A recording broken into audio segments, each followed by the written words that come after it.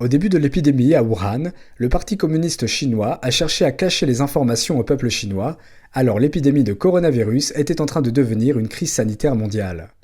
Des citoyens courageux ont voulu braver cette censure mais l'ont payé de leur vie. Pour le Parti communiste chinois, la stabilité de son pouvoir est plus importante que tout.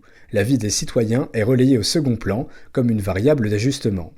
Dr Li Wenliang, un des premiers lanceurs d'alerte de l'épidémie, est mort dans la nuit du 6 février après avoir contracté le virus du PCC, selon le journal Beijing News. Li Wenliang était ophtalmologue à l'hôpital du centre-ville de Wuhan. Dans l'après-midi du 30 décembre 2019, il a envoyé des messages à un groupe de camarades de classe. 7 cas de SRAS ont été confirmés sur le marché des fruits et des produits de la mer du sud de la Chine. Aux dernières nouvelles, l'infection par le coronavirus a été confirmée. C'est ainsi que le monde extérieur a eu connaissance pour la première fois de l'épidémie à Wuhan. Mais le 1er janvier, le bureau municipal de la sécurité publique de Wuhan a annoncé que 8 internautes avaient fait l'objet d'une enquête pour diffusion de fausses rumeurs. 8 personnes qui ont répandu des rumeurs ont été poursuivies conformément à la loi. Selon le site Caixin.com, Li Wenliang faisait partie de ces 8 personnes.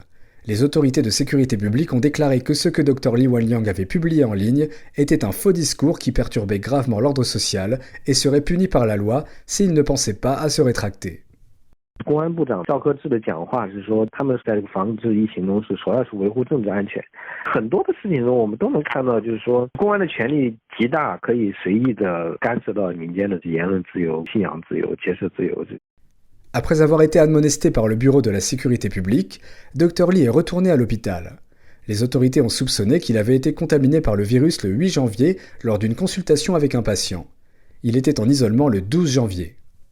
Par la suite, l'épidémie s'est rapidement propagée à Wuhan et le confinement a été déclaré pour la ville entière.